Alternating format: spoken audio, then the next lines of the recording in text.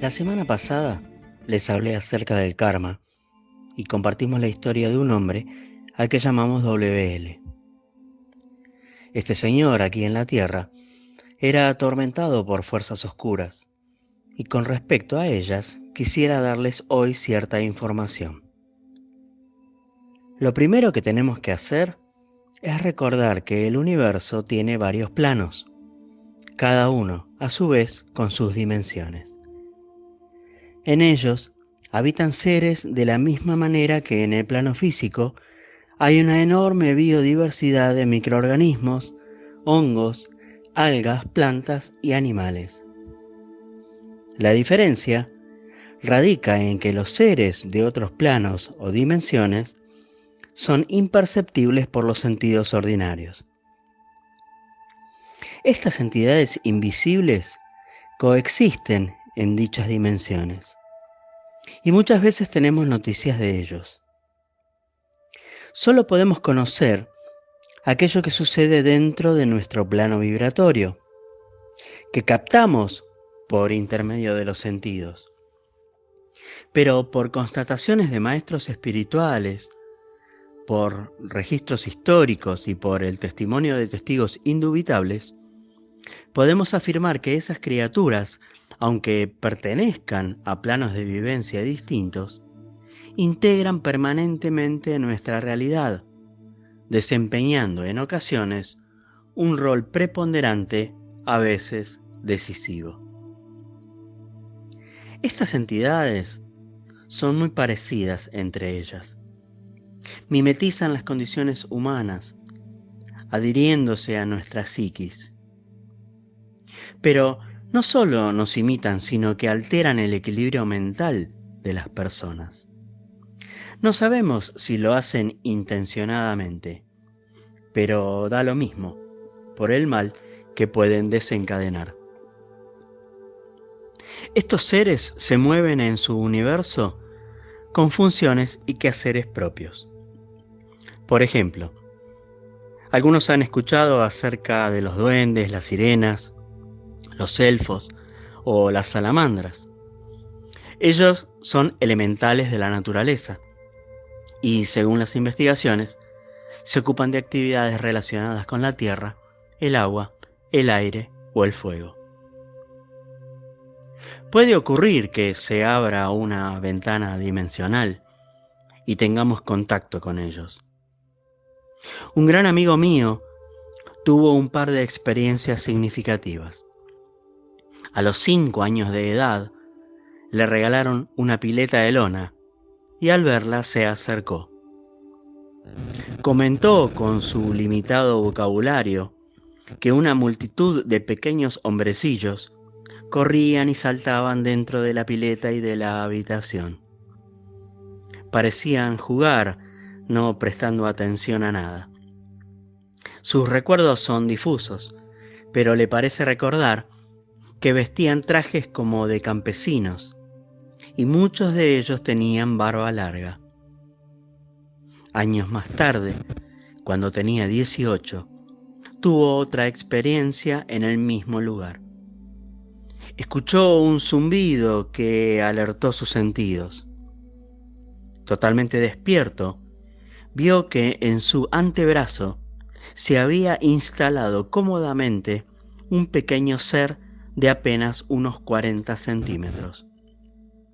La visión fue fugaz. Dejó un campo de vibraciones en forma de ondas, como las que se producen en los televisores al soportar una fuerza electromagnética. Se escuchó asimismo el chasquido característico en los ambientes afectados por su paso. Esa misma noche volvió a verle, pero esta vez lo experimentó como una agresión, como un ataque psíquico. Le decía que se fuera, pero ese ser insistía que lo dejara acercarse y que le permitiera hacer. Debió realizar un gran esfuerzo para que se fuese. Todo sucedió bastante rápido. y cabe señalar que mi amigo hasta ese momento no se había interesado en estos temas. Como a todo joven, le agradaban las cosas comunes a su edad. Recién, después, comenzó a interesarse en la parapsicología, tal vez por la necesidad de encontrar explicación a lo que le había ocurrido. La verdad o leyenda sobre los elementales no podrá ser probada, como sucede con otras tantas realidades, mediante métodos científicos. Pero pertenecemos al mismo universo y nos hemos topado infinidad de veces, aunque nunca se hayan legalizado estos encuentros. Solo podemos asegurar que ellos viven, existen y se expresan con motivaciones propias que pretenden parecerse a las nuestras. Quizás el hecho de imitarnos les resulte atractivo y obtengan con ello algún tipo de vivencia. La cuestión más difícil de establecer es si estos seres se contactan con nosotros por hechos independientes a su voluntad o lo hacen por motivaciones propias. En biología son bien conocidos los casos de reacciones de grandes grupos de animales guiados por una fuerza superior, como los suicidios de las ballenas que encallan en la orilla, o la maravillosa organización de las hormigas o abejas, que a pesar de no tener un cerebro, se distribuyen los trabajos con extraordinaria eficiencia. Toda la creación está basada en un sistema de fuerzas electromagnéticas que actúan a nivel interno y externo. El más mínimo desequilibrio en el delicado engranaje celular se propaga a las células cercanas por inducción magnética, cosa que ocurre en los tumores, enfermedades, alteraciones psíquicas, etc. Estos campos de fuerza regulan la actividad de todos los seres, en el plano físico y en todos los demás planos y dimensiones. Y si se produce una alteración, ocurren desestabilizaciones internas que, como he dicho, ocasionan enfermedades, producen reacciones en masa de ciertas especies o abren ventanas dimensionales donde seres de otros mundos nos contactan. Pero como en la naturaleza todo está meticulosamente organizado, en el organismo existe protección para evitar la invasión de agentes extraños. Y así como en lo físico hay distintos glóbulos blancos y anticuerpos que nos defienden de enfermedades, en lo psíquico, emocional y energético hay barreras para contener la penetración de estos seres provenientes de otros planos vibracionales. De igual manera que si dormimos mal, comemos mal o nos sobreexigimos, nuestras defensas bajan y nos enfermamos. Si no tenemos ideas sanas, acciones sensatas o conductas normales, la estructura psíquica se resquebrajará, pudiéndose filtrar una entidad negativa que ocasionará trastornos. Si alguno de estos seres dimensionales se acerca demasiado, producirá una alteración, pero la persona se restablecerá en poco tiempo.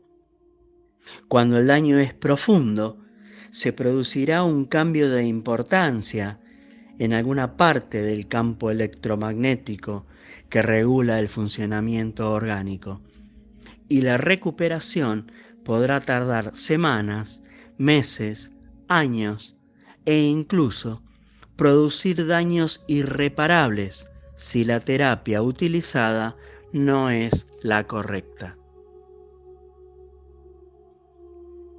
La ruptura de la armonía de los campos electromagnéticos es cosa seria que debe investigarse con cuidado. De ello depende el éxito de la terapia. Y aunque se receten drogas y terapia psicológica, cuando la mente está en orden, podrá soportar con relativa facilidad los problemas y volver a la normalidad a las funciones alteradas. Es decir, que la penetración en el organismo de estas fuerzas es similar a la de un virus o una bacteria. Puede ser una causa genética, traumática, fallas circulatorias, estrés, etc. No excluimos las causas conocidas que originan los cuadros psiquiátricos, pero sostenemos que estos seres potencian y agravan seriamente la enfermedad. En programas anteriores he explicado que cada ser siente la necesidad de diferenciarse, de individualizarse, delimitando su propio territorio y protegiéndolo. Si algún elemento extraño irrita esta individualidad, hará todo lo posible para eliminarlo y utilizará todos los recursos posibles. Si la invasión es de tal magnitud que no pueda ser rechazada, se quedará en forma crónica. Será como una especie de huésped forzado que nunca se aceptará. Resumamos un poco lo expuesto hasta ahora, para no confundirnos. Si nuestra mente funciona mal, se enferma. Es por causas físico-químicas conocidas en psiquiatría. Pero la intromisión de seres de otras dimensiones la altera aún más, potenciando el desequilibrio. Esto siempre ha sucedido y tiene tremendas consecuencias en lo social y en lo individual. Las personas, en vez de tener pensamientos y emociones sanas, son influenciadas por estas entidades dimensionales, filtrándose en sus mentes, interviniendo en el quehacer humano.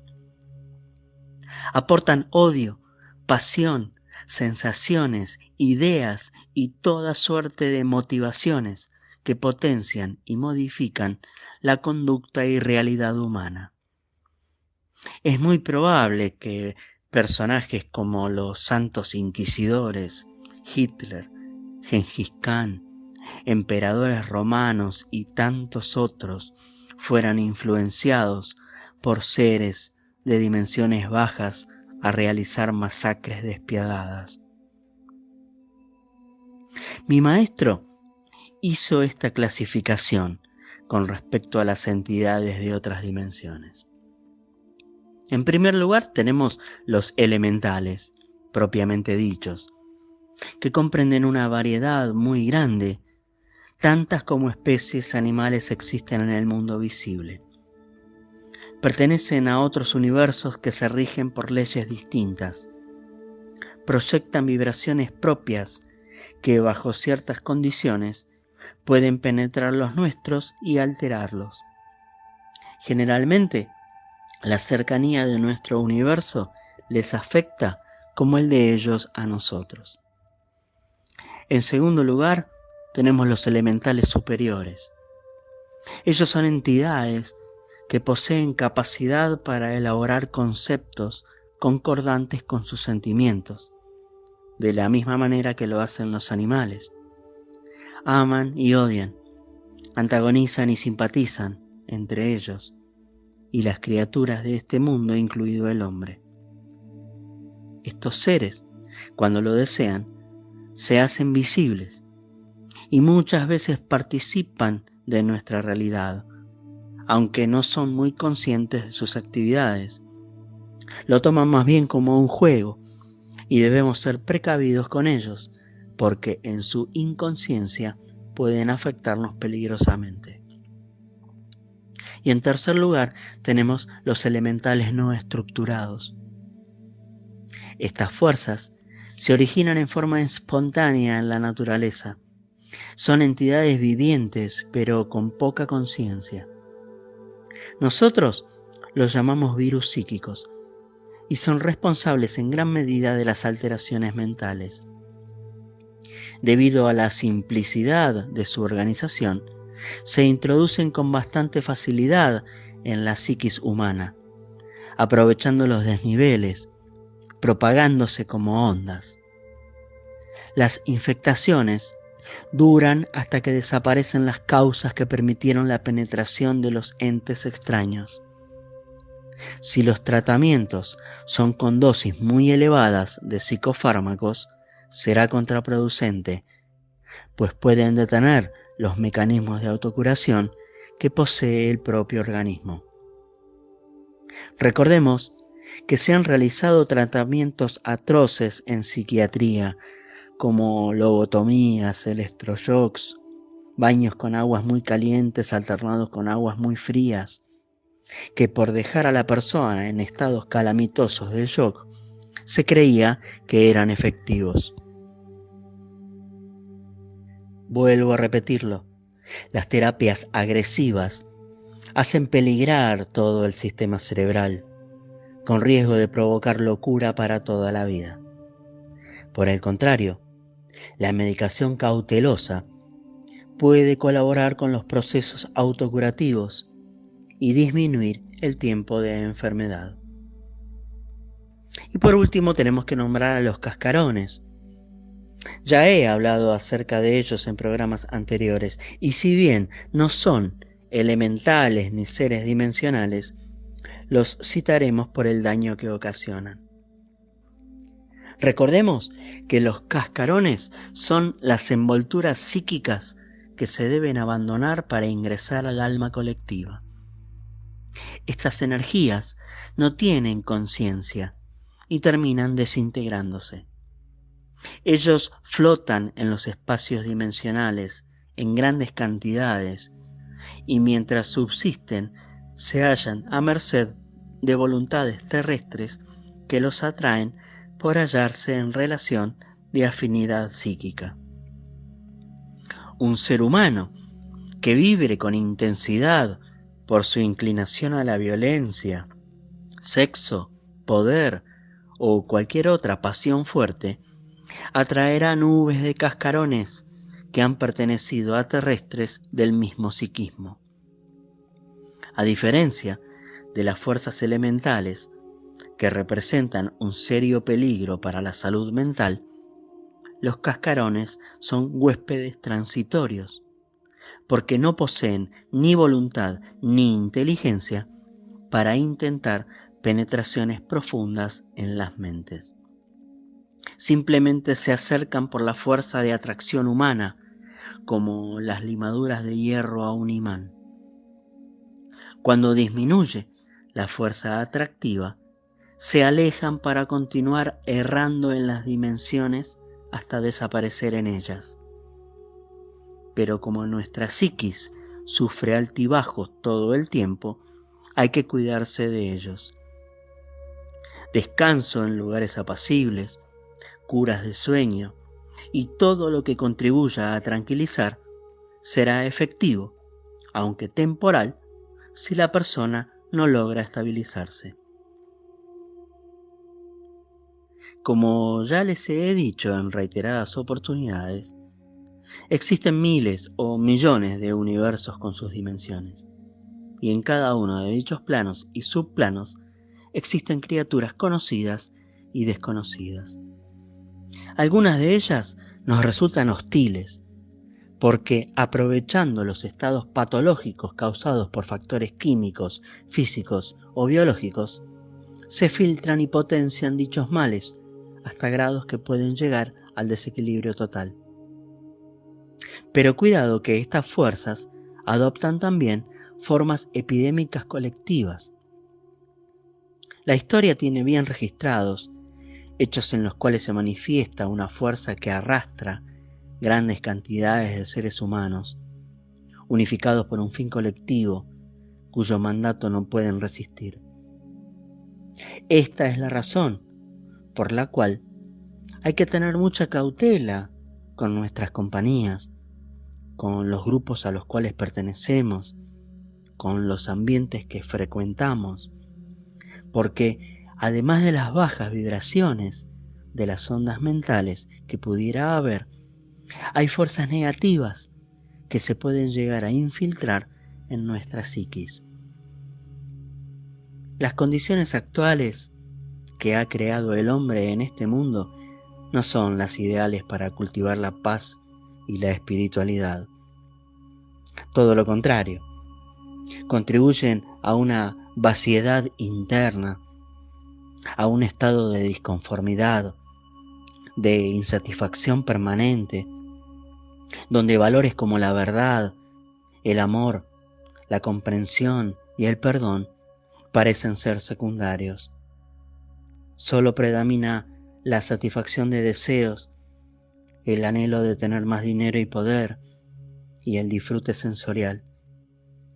Las vibraciones del mundo tiran hacia abajo y no es fácil mantenerse estable. Pero así como hay fuerzas negativas, también están las positivas. Existe algo llamado la fraternidad blanca, constituida por maestros o guías espirituales que ya no necesitan tener una existencia física, pero siguen en los mundos, ayudando, consolando, guiando a quienes lo necesitan y lo requieren. No estamos a merced de fuerzas negativas sin protección alguna, porque si nos esforzamos, si tratamos de ser mejores, los maestros espirituales estarán a nuestro lado.